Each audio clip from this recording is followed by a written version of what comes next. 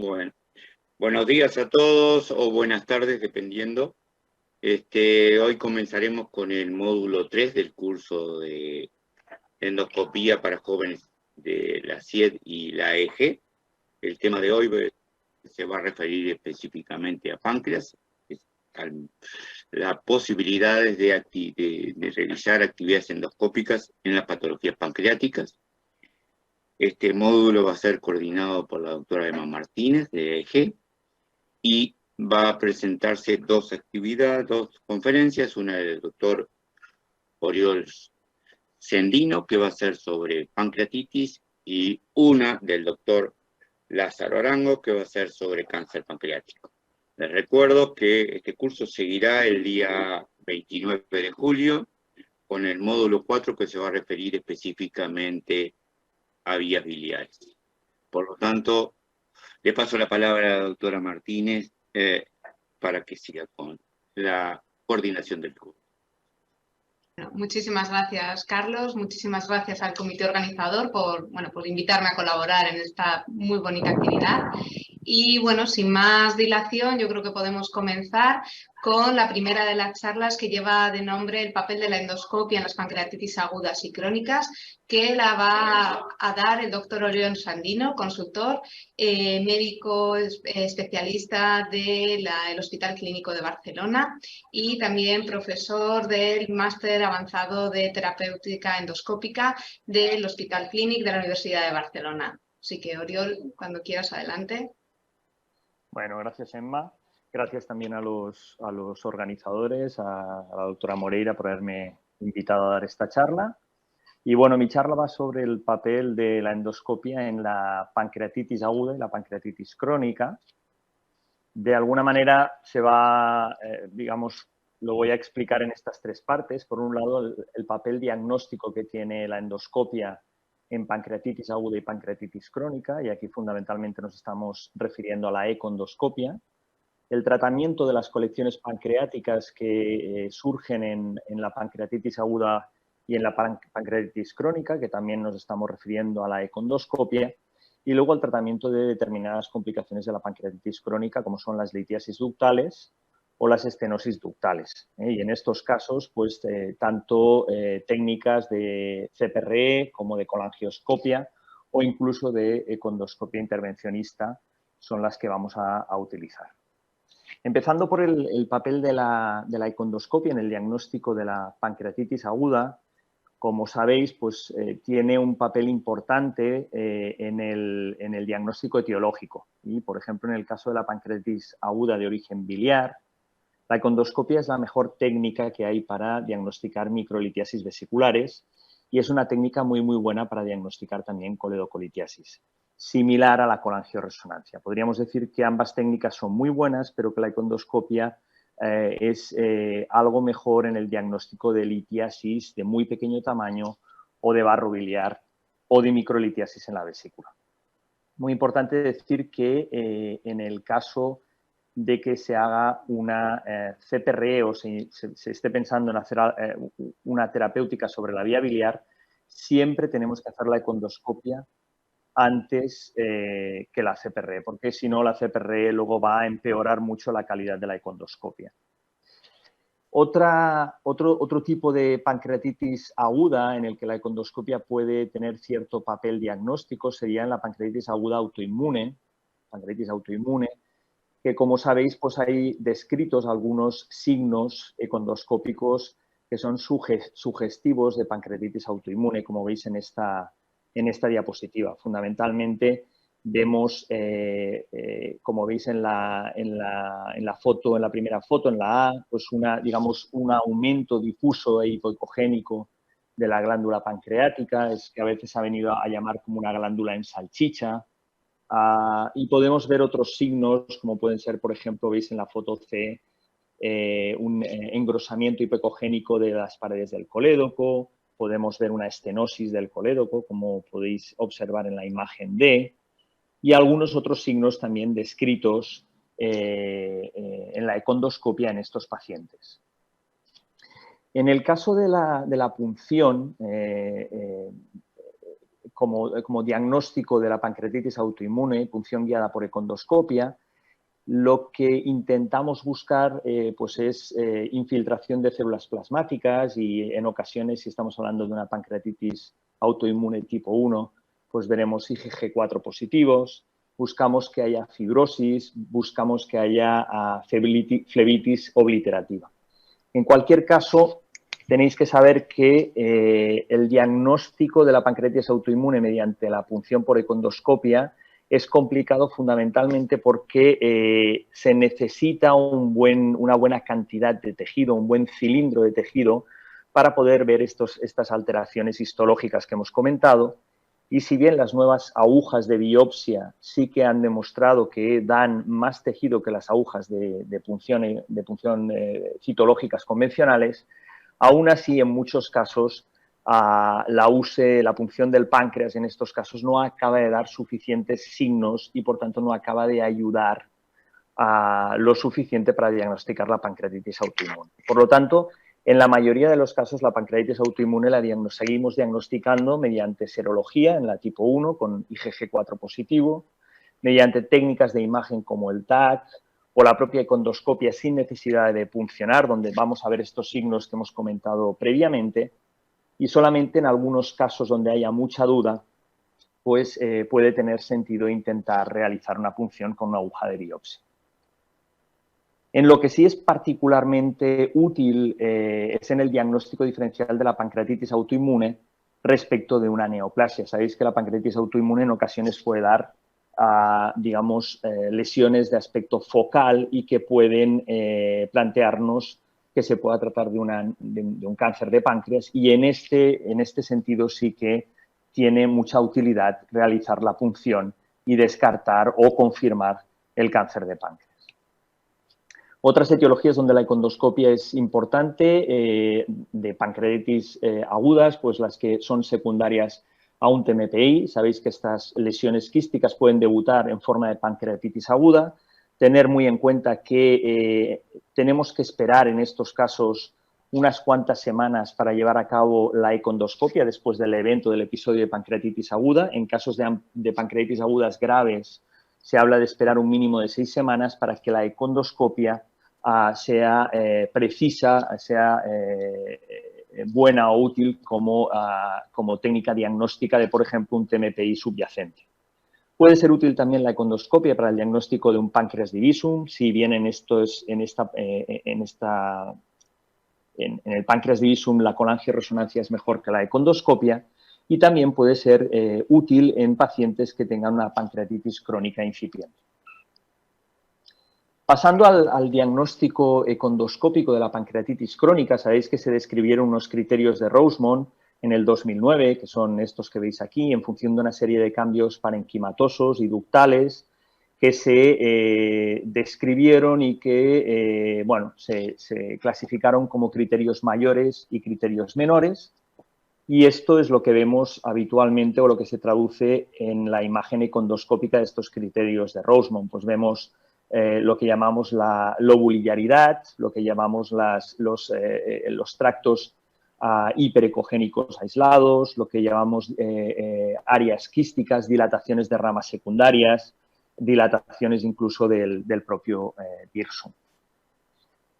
En cualquier caso, estas imágenes sí que es verdad que no queda clara la correlación entre las imágenes que vemos por econdoscopia y el grado de pancreatitis crónica que tienen estos pacientes. Y aquí veis varios estudios donde lo que hicieron fue comparar las imágenes econdoscópicas con piezas histológicas de pacientes operados, y veis que en ocasiones sí que había una buena correlación, pero en otros casos la correlación era bastante débil.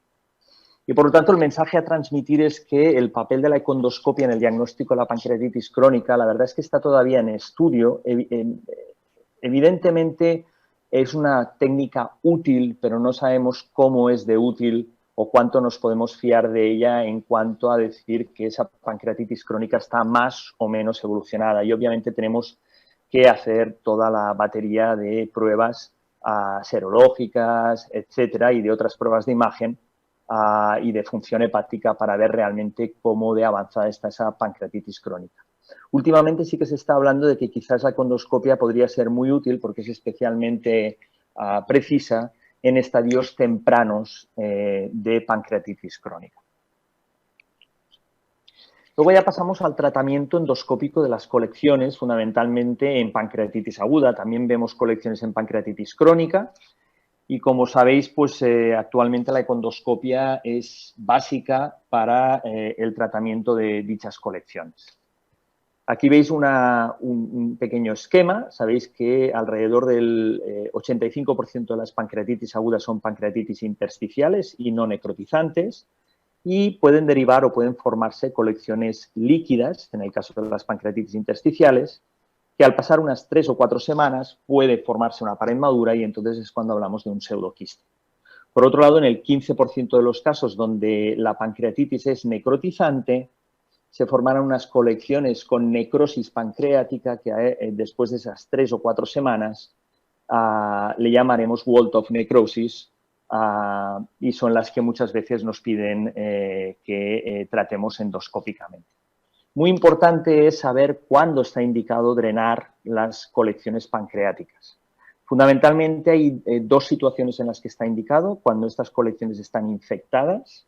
La infección muchas veces es un diagnóstico de sospecha, pacientes que presentan una pancreatitis aguda, que presentan un cuadro séptico persistente, PCR elevada, incluso en ocasiones fallo orgánico, que no mejora pese al tratamiento de soporte y que persiste y no encontramos ninguna otra causa. En estos casos tenemos que dar por hecho que fundamentalmente lo que le pasa al paciente es que dicha colección se ha infectado. Sabéis que esto normalmente suele ser no en la primera semana del evento de la pancreatitis aguda, sino después de la primera semana y por tanto habrá que drenarla. Otras situaciones pues es cuando vemos gas dentro de la colección pancreática en técnicas de imagen. Si bien quería comentaros que el principal motivo de ver gas en una colección pancreática no es que esté infectada, sino que dicha colección ha acabado fistulizando al tracto digestivo, ya sea al estómago, al intestino o incluso al colon. Por tanto, no penséis que el gas siempre quiere decir que hay infección. Y luego, normalmente no vamos a pinchar las colecciones, no vamos a hacer una PAF para hacer cultivos. Solamente en casos muy, muy extraños, muy raros, podemos llevar a cabo una PAF, porque actualmente lo que vamos a hacer si hay sospecha de que esté infectada es drenarla y, por tanto, la PAF no va a aportar nada, ¿vale? Y luego las otras indicaciones es que esa colección le produzca síntomas a los pacientes, pues un dolor persistente, una obstrucción del vaciamiento gástrico con intolerancia alimentaria, con vómitos, una obstrucción del colédoco por compresión del mismo, con ictericia, o un síndrome compartimental que es extremadamente raro, pero que está descrito. ¿Cuándo hay que drenar en el tiempo? Bueno, en principio el drenaje endoscópico, precisamente por lo que os he comentado antes de esa formación de esa pared madura que tarda alrededor de 3-4 semanas, se tiene que retrasar siempre a esas 3-4 semanas, ¿vale? Y en caso de que tengamos dudas de que, porque nos lo piden muy en ese límite de esas 3 semanas de si la colección tiene una pared madura o no, es importante hablar con los radiólogos y que confirmen que en el TAC realmente se ve una pared madura de la colección. Dado que si drenamos esta colección antes de las 3 semanas, podríamos tener un problema de peritonitis, de que dicha colección se abriera al abdomen. Es cierto también, no está en esta diapositiva, que últimamente se están llevando estudios para mirar si podría llegar a drenarse antes de estas 3 semanas, es decir, de una forma más precoz, y todavía tenemos que esperar a ver lo que dicen estos estudios, si bien parece que quizás sí que se podría drenar algo antes de las 3 semanas, pero como os comento, todavía no hay evidencia para afirmar esto. ¿Qué ocurre si tenemos un paciente que hay que drenarlo antes de las 3 semanas? Pues entonces lo que tenemos que plantear como primera opción es un drenaje percutáneo. Si el paciente está extremadamente mal, pues deberá hacerse un drenaje quirúrgico. ¿Cómo drenamos las colecciones pancreáticas? Como he ido comentando ahora, sabéis que durante muchísimo tiempo, hasta los años 90, estas colecciones se drenaban quirúrgicamente. y que luego aparecieron los procedimientos mínimamente invasivos, como fueron el drenaje percutáneo, el drenaje endoscópico, que se describió por primera vez en el año 96, el drenaje endoscópico guiado por ecoendoscopia, y luego lo que llamamos técnicas quirúrgicas mínimamente invasivas. Vale, específicamente, si hablamos de cuál de estas opciones es la mejor, pues os traigo aquí un poco digamos, de evidencia científica. En el caso de los pseudoquistes, que como hemos comentado son lesiones completamente líquidas, no hay necrosis, lo que se ha demostrado es que el drenaje ecoendoscópico es superior al percutáneo o al quirúrgico, no porque sea más exitoso o porque tenga menos eventos adversos, pero sí porque requiere una menor estancia hospitalaria y es coste efectivo respecto de los otros dos. En cuanto a cómo drenar las necrosis pancreáticas, veis este estudio clásico del 2012, este randomized trial, donde comparaban la cirugía abierta con el drenaje endoscópico, y veis que de hecho tuvieron que parar el estudio porque el riesgo de complicaciones mayores, de fallo multiorgánico, fue del 80% en cirugía abierta versus un 10% en el drenaje endoscópico. Incluso también había diferencias en cuanto a mortalidad. Por lo tanto, basándonos en este estudio, estas necrosis pancreáticas no deberían drenarse por cirugía abierta, que era como se hacían, y deberían drenarse por endoscopia.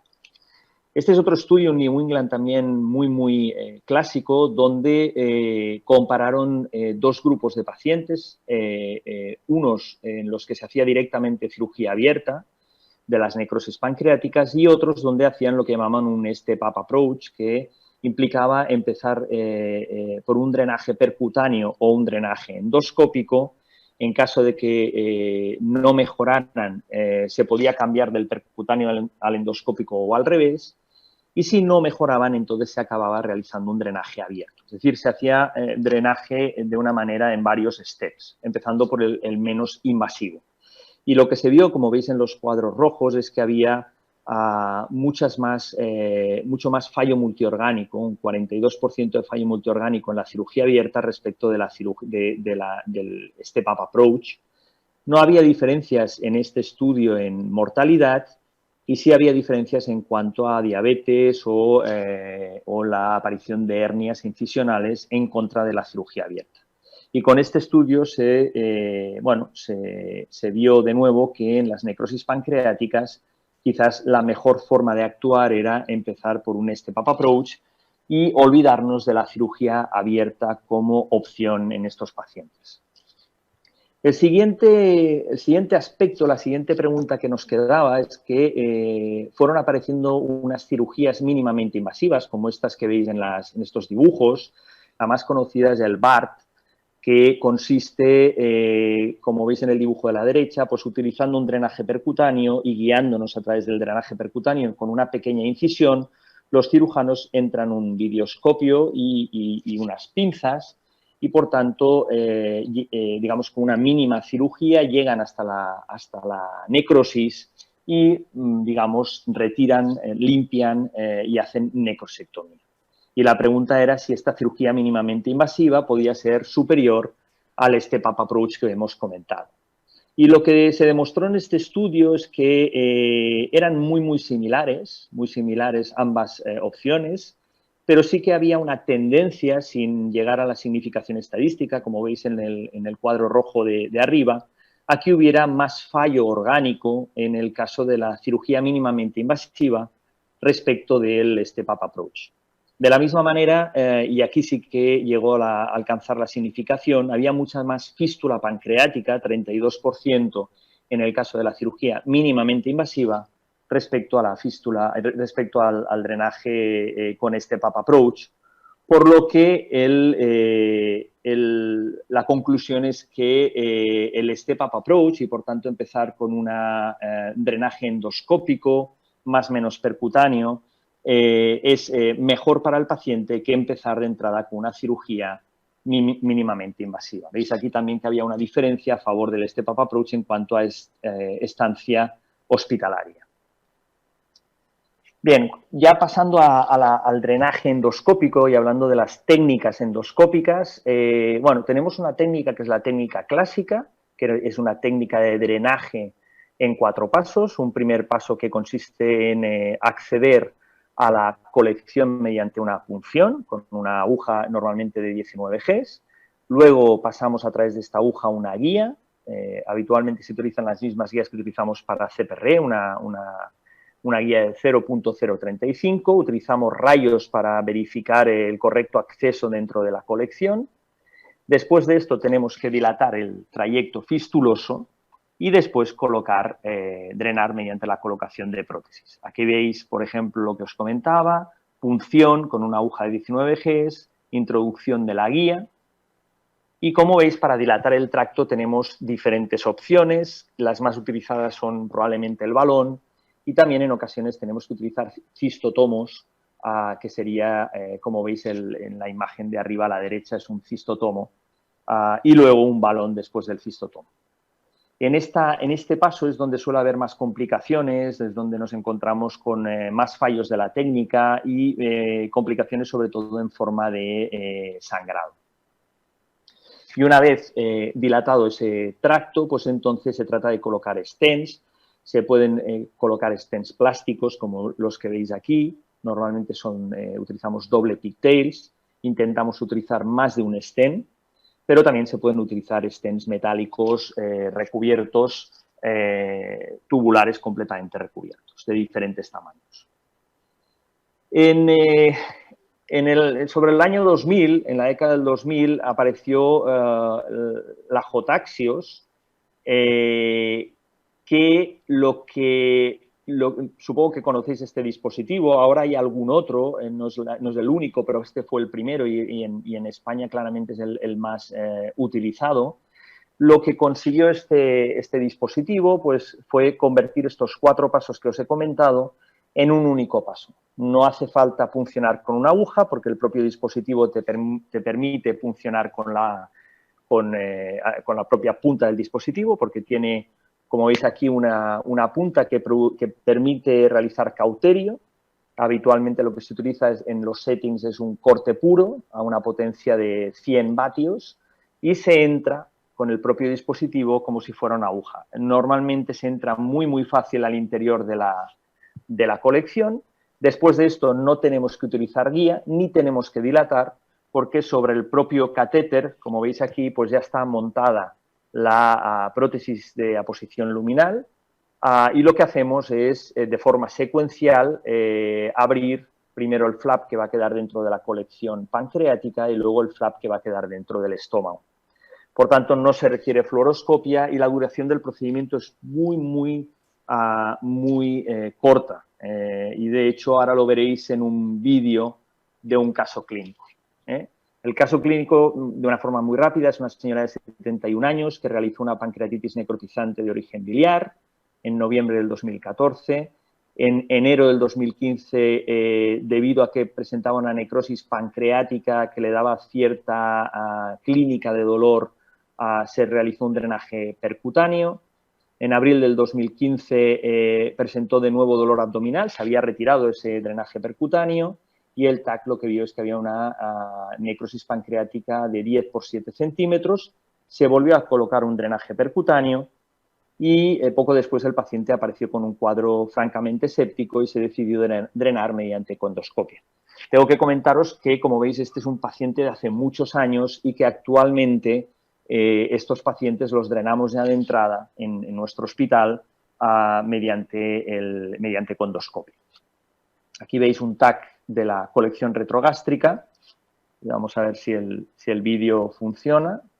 Como veis, esta es la colección pancreática. Veis claramente que tiene una parte líquida, pero que fundamentalmente tiene un componente sólido, que es necrosis.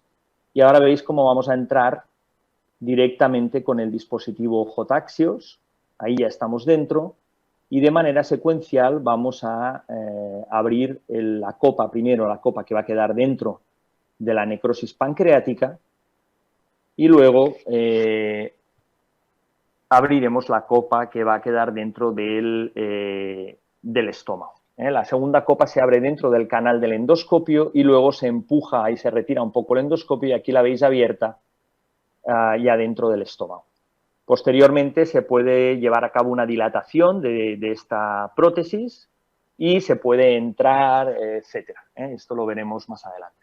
Las prótesis de aposición luminal que tenemos, pues hay de diferentes diámetros. Tenemos axios de 20 milímetros y axios de 15 milímetros, que son las que solemos utilizar para las colecciones pancreáticas. Os he comentado antes que también se podían utilizar los stents plásticos. ¿Cuál es el mejor stent para drenar una colección pancreática? Bueno, de una forma muy resumida y diciéndoos que no existe, bueno, sí existe, pero no está publicado todavía y, por tanto, a efectos es como si no tuviéramos todavía la evidencia. Ningún estudio randomizado que en estas colecciones pancreáticas compare los stents plásticos con las prótesis de aposición luminal. Y, por tanto, con la evidencia que tenemos hasta el momento, lo que podemos decir es que en los pseudoquistes, que son lesiones líquidas, los stents plásticos serían de elección, fundamentalmente porque tienen una eficacia similar o igual a la de la prótesis de aposición luminal y porque son marcadamente más baratos que la prótesis de aposición luminal. Es cierto que en manos no expertas los stents plásticos suelen conllevar más eventos adversos, pero en manos expertas, si bien la tasa de eventos adversos es superior a las prótesis de aposición luminal, no hay una diferencia muy significativa o muy llamativa. En el caso de la necrosis pancreática, y hasta que tengamos evidencia final, todos los expertos, yo creo que estamos de acuerdo, es que preferimos utilizar las prótesis de aposición luminal a los stents plásticos por varios motivos. Uno, porque son mucho más fáciles de utilizar, el procedimiento es mucho más corto, como habéis visto, no requerimos de fluoroscopia. Y, por otro lado, porque la impresión es que hay menos eventos adversos, ¿vale? Con una eficacia similar o mejor que con los stents plásticos. Hay menos eventos adversos, sobre todo porque los stents plásticos tienen tendencia a taparse y, por tanto, se puede sobreinfectar la colección o infectar de nuevo la colección, ¿vale? Y luego, por el hecho de que si tenemos que entrar a realizar necrosectomías, es mucho más fácil hacerlo a través de una prótesis de aposición luminal que tener que retirar los stents plásticos, dilatar el trayecto y colocar de nuevo stents plásticos después de hacer la necrosectomía. Aquí veis un estudio que recogía eventos adversos de los stents plásticos y de las prótesis de aposición luminal y veis que había una diferencia en contra de las prótesis de aposición luminal en cuanto al sangrado, pero por otro lado había claramente una mucho mayor tasa de infección en las prótesis plásticas respecto de las prótesis de aposición luminal.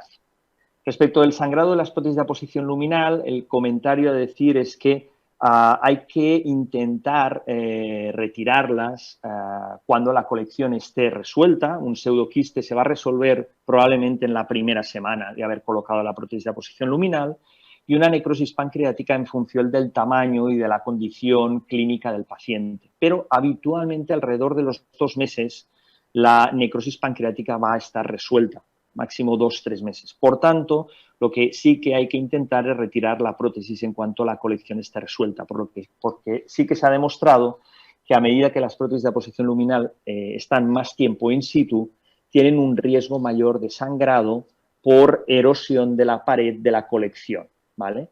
Y se sabe que esto es de alrededor del 10% de sangrado al año de que la prótesis haya sido colocada. Consideraciones del procedimiento. Bueno, los pacientes tienen que llevar antibióticos si hacemos esto. Bueno, solamente si la colección está infectada. Si lo hacemos porque la colección no está infectada, no es necesario que hagan antibióticos si el procedimiento es exitoso. Es muy recomendado utilizar CO2 para que no se produzcan embolias gaseosas. El colocar un drenaje nasoquístico no aporta especialmente nada al drenaje mediante una prótesis de aposición luminal en una necrosis pancreática y se recomienda, si bien hay muy poca evidencia, parar los IVPs y realizar lavados con peróxido de hidrógeno porque parece que reducirían, en caso de que fuera necesario realizar necrosectomía, el número de necrosectomías. y el riesgo de reinfección. ¿Hay que realizar siempre necrosectomía en estas colecciones que drenamos? Pues fundamentalmente ahora lo que hacemos es que en caso de que el paciente no esté infectado o que se drene por una infección pero que esté muy controlada, la necrosectomía reglada no es necesaria. Lo que solemos hacer es realizar el drenaje con la prótesis tipo Axios, entrar a través de la prótesis tipo Axios, lavar y posteriormente ver cómo va el paciente clínicamente. Una cosa que no sale en esta diapositiva, yo habitualmente pongo a través de la prótesis tipo Axios una prótesis tipo doble pigtail, ¿vale? Porque de alguna manera parece que podría ayudar a que la prótesis Axios no se tape con la necrosis y a que no se sobreinfecte, ¿vale? ¿Cuándo hacemos necrosectomías regladas? Que haríamos entre 1 y 2 por semana en función de la condición séptica del paciente. Pues cuando el paciente está claramente séptico, cuando vemos que hay mucho pus dentro de la colección o alguna evidencia de que ese paciente no está yendo bien, ¿vale? Tener en cuenta que cada vez que hacemos una necrosectomía es muy fácil que se produzcan sangrados porque dichas colecciones son muy fiables y por tanto hay que ir con mucho cuidado a la hora de, digamos, tocar las paredes de las colecciones. La necrosectomía se puede hacer con diferentes utensilios. Yo lo que más utilizo son las asas de polipectomía, se pueden utilizar también cestas de Roth. Depende un poco de cada uno y de cada paciente. Hay que evaluar la irrupción del Wirsung. Como sabéis, un porcentaje de los pacientes que presentan colecciones pancreáticas tienen una disrupción del Wirsung. No me refiero a una disrupción momentánea o temporal del Wirsung, que eso es evidente, sino a una disrupción permanente del Wirsung.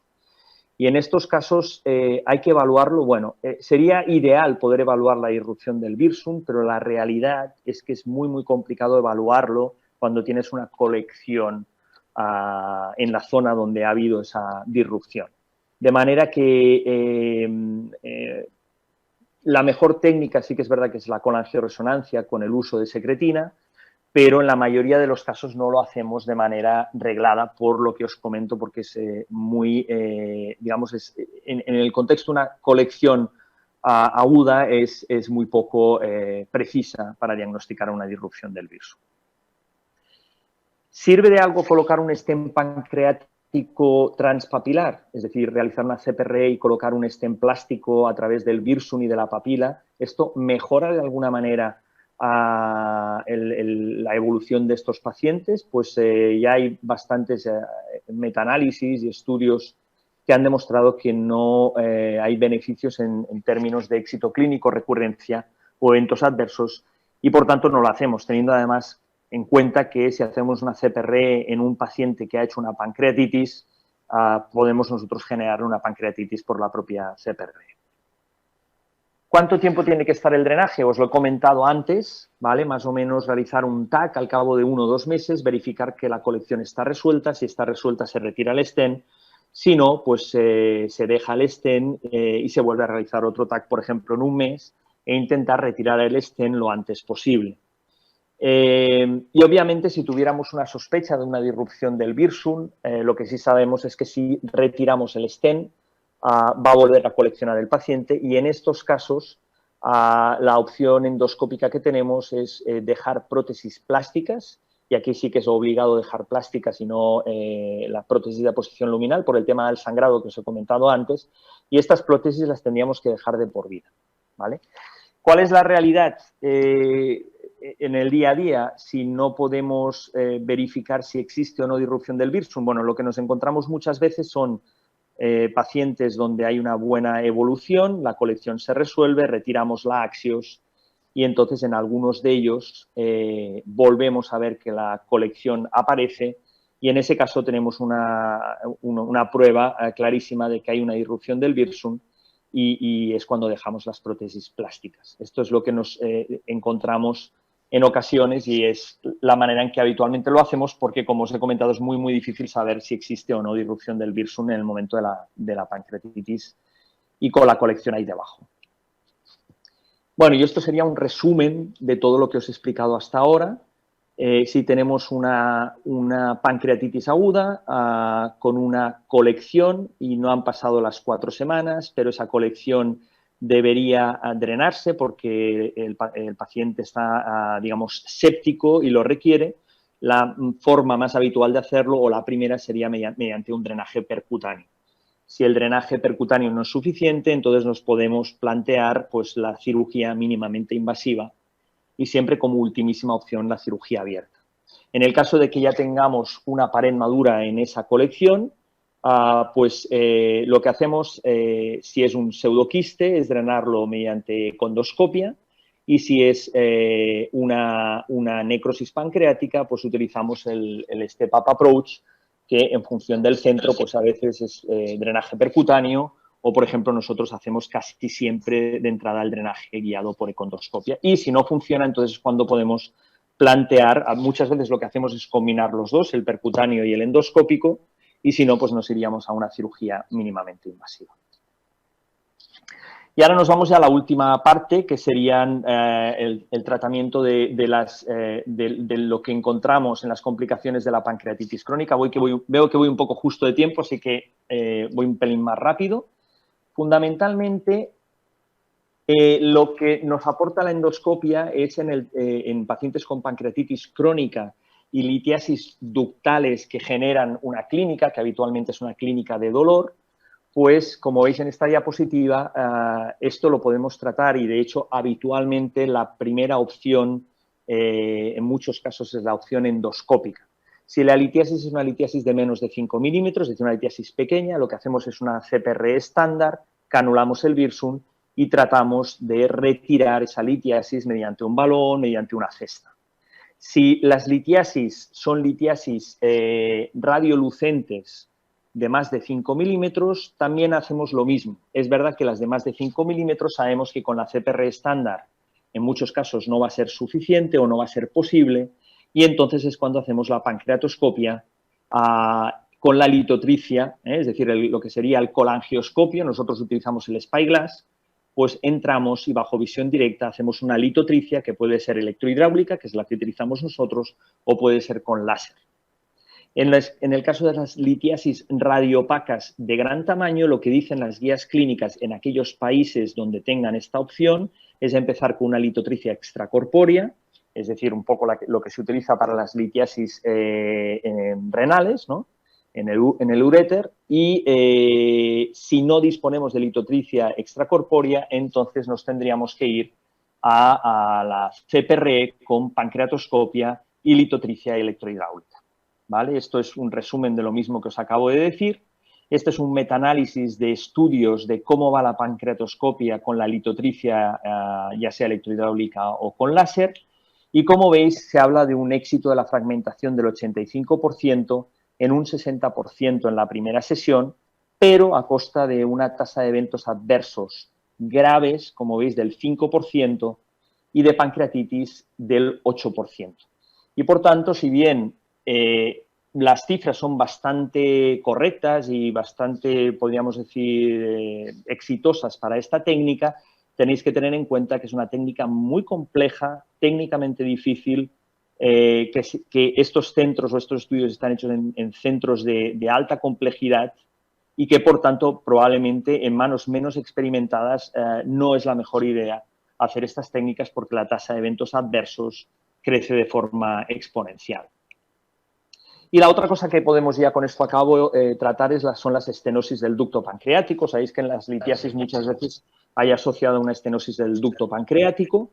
Lo que hacemos habitualmente es tratarlas mediante CPRE, dilatación de la estenosis con un balón y colocación de una prótesis, si puede ser una prótesis de 10 French. Esto es lo que recomiendan las guías clínicas, y esta prótesis se suele recambiar a los 6 meses y se deja durante un año. En caso de que el paciente presente dolor antes de los 6 meses, se puede retirar antes de los 6 meses, pero eso sí, dejarla durante un año.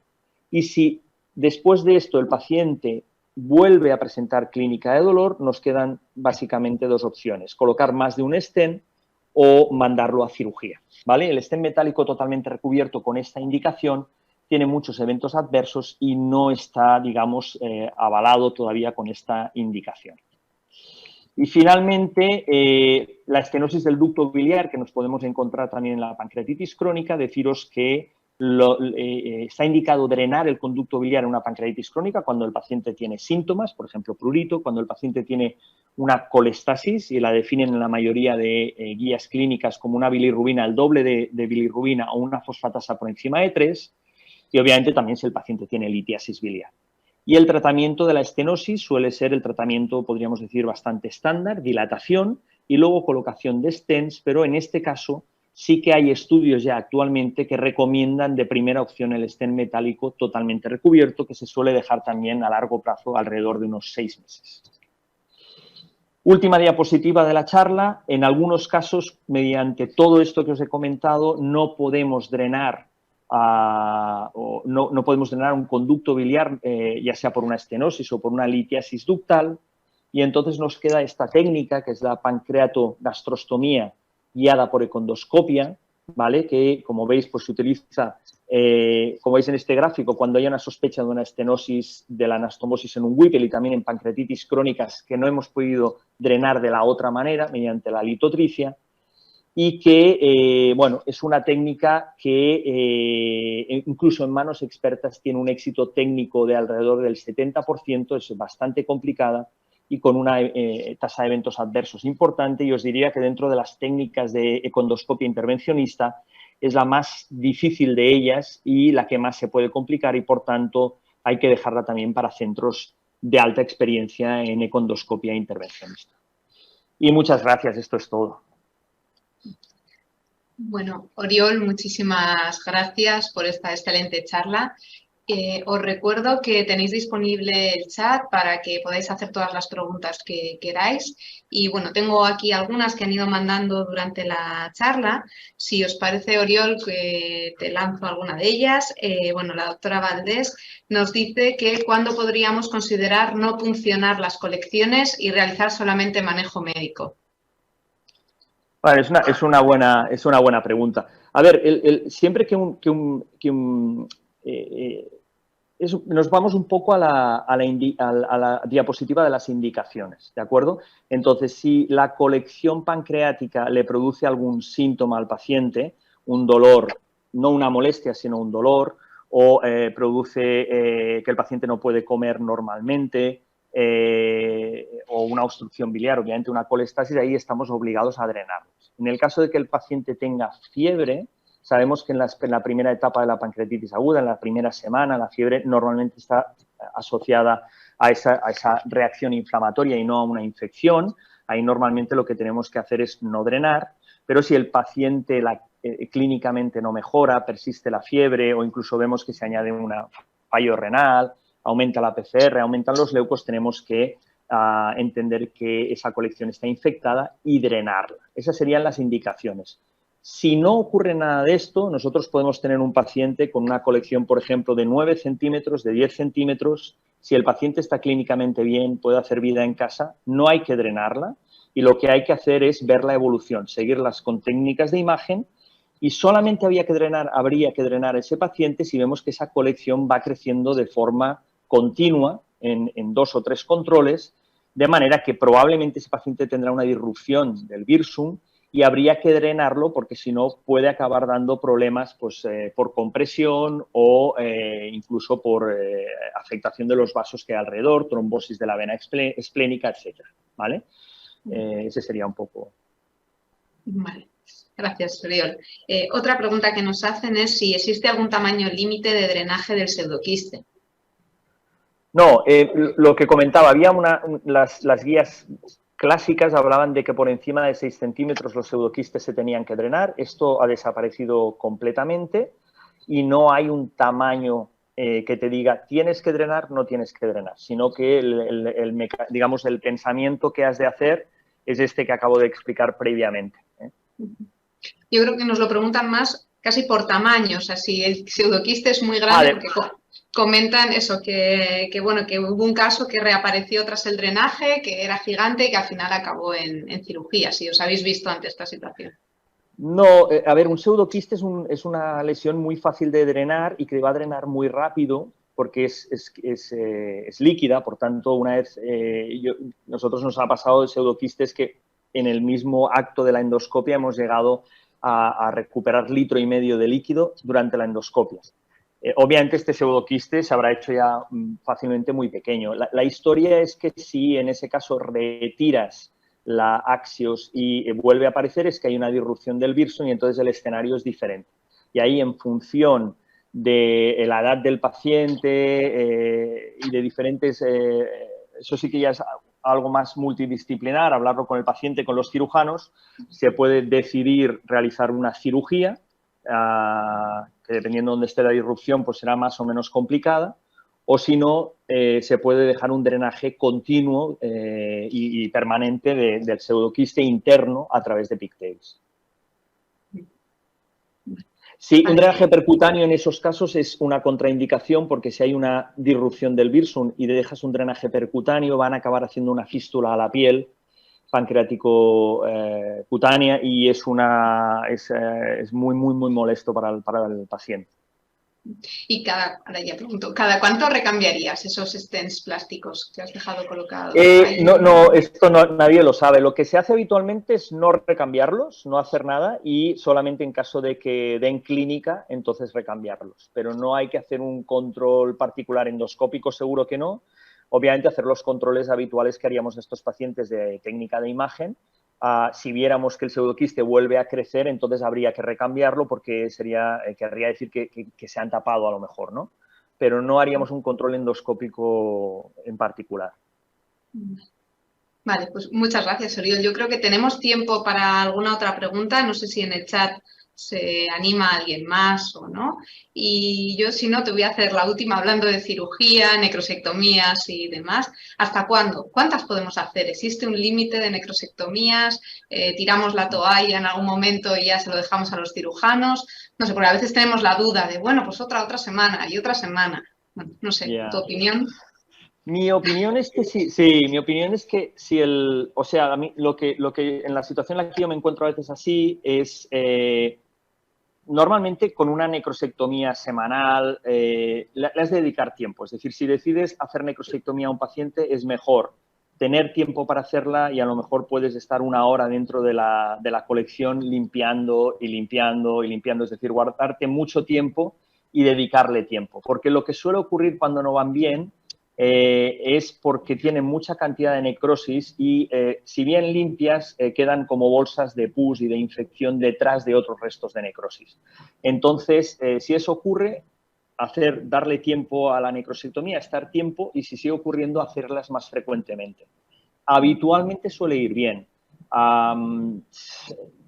En los casos en los que no, yo lo que suelo intentar hacer todavía es ser más incisivo, ¿no? Pero operar a un paciente por esto da un poco de rabia porque no suele ir bien. La cirugía abierta realmente es mucho peor para ellos, ¿no? Y en la cirugía mínimamente invasiva, que podría ser una muy buena opción, el problema que nos encontramos es que hay muy poca experiencia, al menos aquí en España, con los cirujanos haciendo esta técnica y tampoco se sienten del todo cómodos cuando se la planteas. Vale, yo creo que nos lo has dejado a todos clarísimo. Bueno, pues de momento no hay más preguntas en el chat, así que si os parece bien, damos por finalizada yo este bloque de la pancreatitis aguda y crónica y el tratamiento endoscópico y pasamos al siguiente bloque que viene...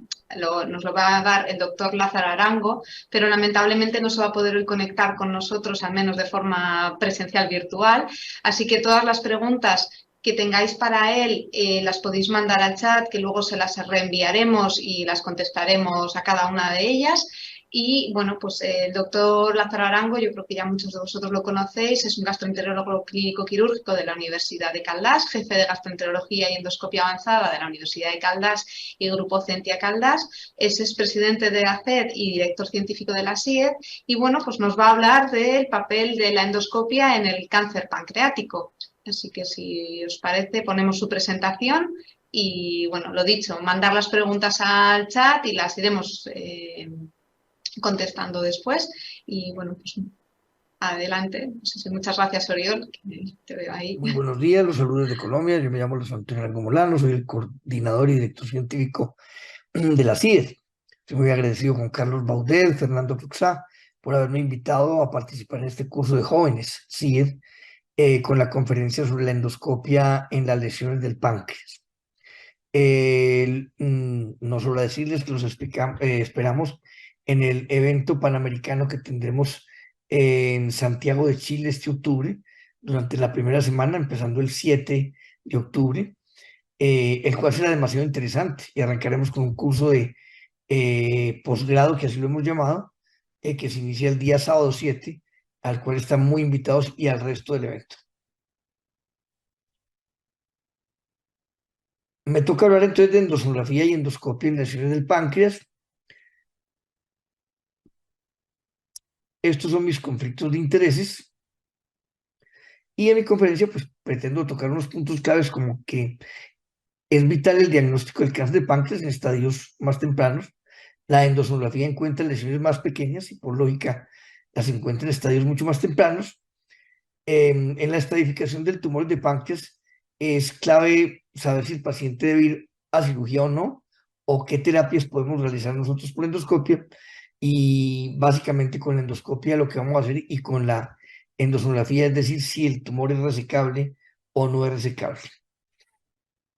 La sobrevida de los tumores del páncreas no ha cambiado en el tiempo, a pesar de todos los inventos y de todo lo que se ha progresado en la medicina, y sigue siendo del 5% a 5 años.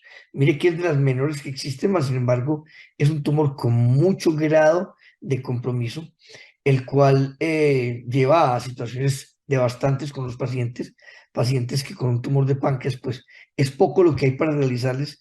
Y en los otros cánceres, gástrico, colónico, esofágico inclusive, hemos mejorado muchísimo, logrando medidas paliativas mucho más eficaces, o medidas terapéuticas mejores que mejoran la sobrevida. Vuelvo, repito, el páncreas es la segunda causa de tumores del tracto digestivo, ha ido aumentando paulatinamente. La supervivencia es pésima, 5% a 5 años.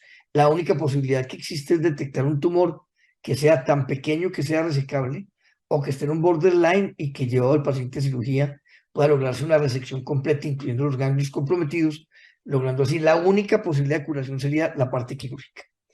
Excepto en tumores como los insulinomas, en que ahorita aparece la radiofrecuencia, la cual también podemos utilizar a través de endosonografía, inyectando en pequeños tumores, haciendo radiofrecuencia y haciendo la ablación del tumor. Pero pues esos son casos muy menores, un grupo disminuido de pacientes, por lo tanto nos vamos a dedicar al grupo global del cáncer de páncreas. Cuando vamos a evaluar la resecabilidad o no del tumor, y entran los diferentes tipos de imágenes a obrar, pues lo importante es saber si el tumor es resecable o no, y si el tumor tiene compromiso vascular o no lo tiene.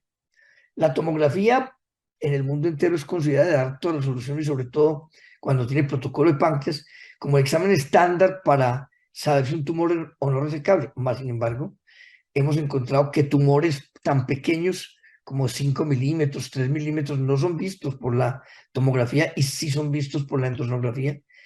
Y evidentemente la resonancia y la TAC tienen una mayor amplitud en cuanto a ver el compromiso regional y a distancia que puede tener el tumor, siendo la endosonografía mucho más adecuada para la parte local. Por lo tanto, parte de lo que quiero yo vender con esta charla es que lo uno no descarta lo otro, y que entre más hagamos exámenes y los hagamos bien hechos, lograremos una verdadera estadificación del paciente.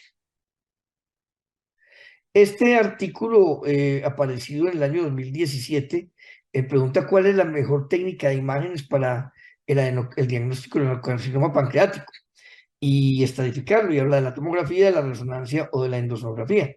La conclusión de este artículo es que la endosonografía es el método más efectivo para el diagnóstico del cáncer de páncreas, demostrándose una seguridad del 92.7%. Además de eso, la endosonografía tiene una gran ventaja: ofrece la posibilidad de realizar biopsias del tumor y por lo tanto determinar cuál es el apellido del tumor, qué tipo de tejido hay, y para el oncólogo va a ser demasiado importante al momento de utilizar los diferentes tipos de sustancias o radioterapia o sustancias que van a hacer quimioterapia, sea neoadyuvante o coadyuvante para hacer el manejo de esto. Más sin embargo, no podemos descartar que los otros tipos de imágenes también son adecuados. Este es un tumor muy pequeño que no fue visto a nivel de la tomografía con protocolo de páncreas, en una masa de 8 milímetros, y sí fue vista acá con la endosonografía. Por lo tanto, pues demuestra una de las grandes ventajas. ¿Cuál es nuestro papel cuando tenemos una masa del páncreas? Determinar si es benigna o maligna, y si es resecable y resecable, o en qué estadio está la masa. Por lo tanto, esto es lo que hacemos. Ya en páncreas no se utiliza mucho el TNM, que es el tumor nódulo metástasis. Básicamente, aunque ahorita voy a nombrar, pues sobre todo en el T, que es el tumor, la profundidad, lo que es la clasificación del National Cancer Institute, pero lo que podemos determinar es con cualquiera de los métodos existentes si el tumor es irresecable, borderline o irresecable. Cuando evaluamos entonces la resecabilidad del cáncer de páncreas, debemos estar seguros de un factor muy importante, la invasión vascular. Si hay metástasis de este tumor a otros órganos y qué tumores tenemos comprometidos realmente. Esto nos va a llevar a diferenciar, según la clasificación del TNM, un T3 y un T4. En el T3 los tumores son resecables, en el T4 son irresecables. La sensibilidad de la endosonografía y la especificidad para la detección de invasión vascular es muy buena viendo vena porta, guardando una seguridad del 42 al 91%, y muy buena con vasos arteriales y venosos mesentéricos superiores y tronco celíaco con una seguridad del 89 al 100%. Pero todo esto debe complementarse con la tomografía axial computarizada. Pues esta gráfica simplemente va a mostrar que realmente no queremos desligarla una técnica de la otra, queremos simplemente decir que en nuestro concepto la endosonografía es complementaria con la TAC y por lo tanto así lograremos una estratificación adecuada. Esta gráfica es muy disidente. Aquí tenemos el tumor resecable, el tumor borderline y el tumor no resecable. Hagamos de cuenta que esto es el páncreas, que esta es la masa. Y miren que los vasos sanguíneos no están comprometidos tanto la vena mesentérica superior como tampoco está comprometida la arteria mesentérica superior, no está comprometida la vena cava inferior, no está comprometida la aorta, por lo tanto el tumor podría ser resecable. Diferente el borderline, es un tumor que todavía nos ofrece posibilidades de resección, posibilidades quirúrgicas, y es aquí como este mismo tumor ya ha invadido un porcentaje importante de la vena mesentérica superior, un porcentaje importante de la arteria mesentérica superior, y podría no tener adenopatías y estar comprometiendo alguno de los órganos que en determinado momento resecaríamos dentro del programa de resección. Y esto ya es cuando es inoperable, cuando hay un compromiso vascular completo de las arterias. Ojo, aunque en los últimos años se ha venido hablando que uno podría hacer una resección casi que amputando el tronco celíaco o amputando la salida de la arteria mesentérica superior y reimplantando a través de injertos vasculares y todo eso. Pero eso está en desarrollo. La medicina avanza a pasos agigantados, pero realmente al momento consideramos casi como irresecable esto. Los criterios de resecabilidad es un tumor que no tiene metástasis a distancia. Hay una ausencia de distorsión o de compromiso de los vasos mesentéricos, sean arteriales o venosos, y hay una presencia de planos adecuados con clivaje que podamos llevar. Distinto a lo que ocurre cuando ya hay invasión vascular. Esta es una resecabilidad limítrofe, ¿no? Acá podríamos resecar y hacer injertos vasculares incluso, pero también es lo que llamamos borderline, ¿no? Y existen adenopatías, existe algún compromiso del órgano vecino, etc. La endosonografía también es pues muy adecuada valorando las adenopatías o ganglios linfáticos, teniendo en cuenta que son formas redondeadas, con un borde hipoecoico liso y que son mayores de 5 milímetros. Y estas son muy buenas para detectan ganglios, pero en el local. Cuando hablamos de adenopatías a distancia, son mucho mejor la TAC y la resonancia, de manera que son complementarias. Para la detección entonces de metástasis a distancia y de compromiso, incluso de la citis, vean, aquí hay líquido acítico, es mucho mejor la tomografía y es mucho mejor la resonancia. Ojo, cuando tenemos ascitis ya tenemos casi una seguridad de que el paciente tiene un 70% de compromiso a nivel del peritoneo, y esto es un signo de mal pronóstico. En la estratificación, entonces, importante, ambos sopesan la barca, la TAC como la endosonografía. Las guías asiáticas de tumores de páncreas ponen la tomografía como en un primer lugar comparado con la endosonografía, más sin embargo dicen que un tumor ya diagnosticado necesitaría una endosonografía para ser estadificado adecuadamente. O sea, nos da razón en el sentido de que ambas son complementarias. Esto es un tumor que, como lo ven ustedes, es resecable. Acá tenemos la vena porta. Esto es visto desde la parte superior del estómago. Acá está la vena porta.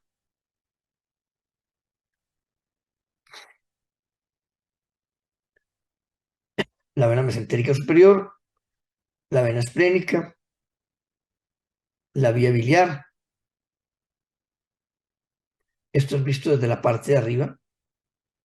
Este es el conducto pancreático. Acá vemos perfectamente el páncreas, cuello de páncreas. Y acá aparece la tumoración. Esta sería la tumoración, una tumoración que no se acompaña de adenopatías, de ningún otro tipo de alteraciones. La vamos a ver acá perfectamente. Miren que esta es la vía biliar, aquí está el tumor. Aquí se ven de pronto unos ganglios pequeños. La tumoración es pequeña y un tumor como este, sin más compromiso, sin compromiso en los vasos sanguíneos, pues realmente es resecable. Esta es la tomografía. Lástima que quedó como pixelada y alterada, no la voy a mostrar. Simplemente le damos este título y comprendámoslo como que está contrastado, es complementario a la endosonografía en este tipo de tumores. Este es un tumor que es ya diferente, miren que es grande, es un tumor extenso, está acompañado de metástasis a nivel de el hígado. Este es el hígado, un hígado graso. Acá está el ilio, esto es visto desde arriba, desde la unión esofagogástrica, lo que se llama la maniobra de Vinaigdir, o Railroad Maneuver, o la maniobra alfa, metástasis, muchas adenopatías. Es un tumor completamente distinto, un tumor corporal. Ahí tenemos la vena porta.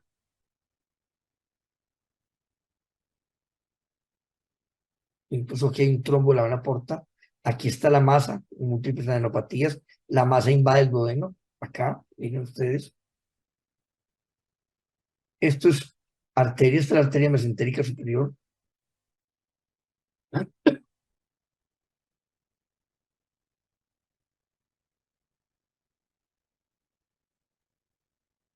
Y vean cómo la arteria mesentérica superior entra en contacto íntimo con la lesión, con el tumor, más las metástasis, más el compromiso de los vasos que acá. Miren ustedes, está saliendo el tronco celíaco de acá, y mira la invasión de la arteria hepática a este nivel.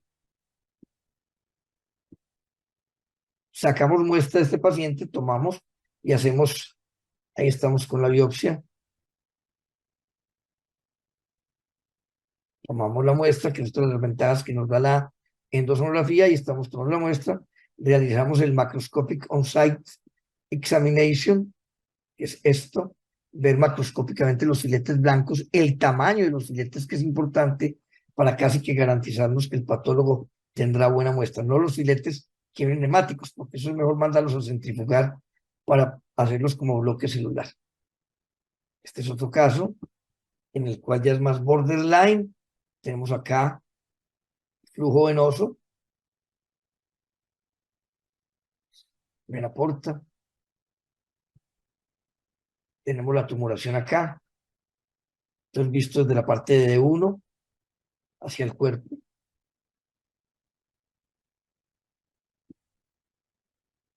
Y vemos cómo esta lesión deforma la vena porta, más o menos un poco rechazándola, mas sin embargo no compromete otros órganos y podría ser considerada borderline.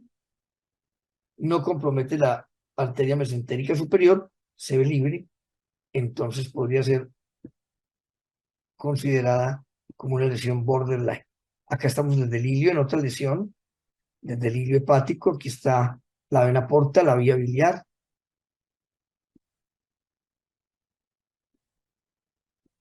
múltiples lesiones, y esta lesión ya compromete múltiples adenopatías. Miren la lesión comprometiendo todo el duodeno acá.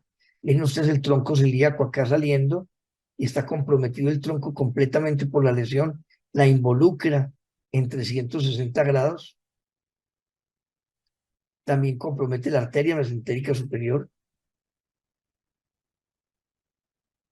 Todo esto que vamos a dibujar acá es la lesión. Miren, baja hasta acá y sube.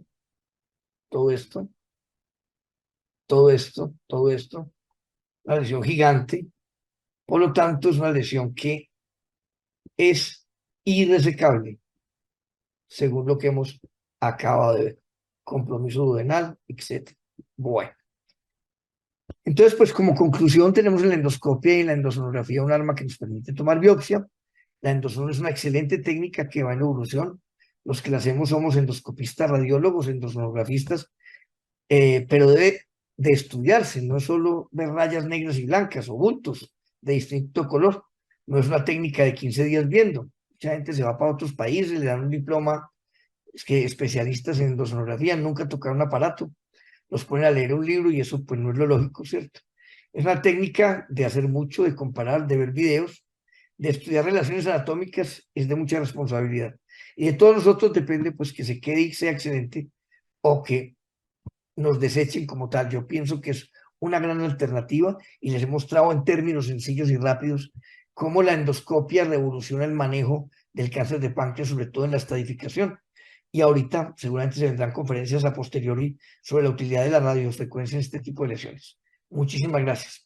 No fue objetivo de la charla hablar de la CPR como paliación, pero obviamente ustedes saben que a través de la CPR en paciente ictérico podemos poner stents que nos van a disminuir la ictericia, nos van a mejorar sobre todo el estado general del paciente. Era básicamente como dedicado a lo que tiene que ver con la estadificación del cáncer de páncreas. Muchísimas gracias. Damos por concluido este módulo sobre páncreas, simplemente dándos las gracias a todos vosotros por la asistencia y deciros que os esperamos en el próximo módulo que tendrá lugar el día 29 de julio.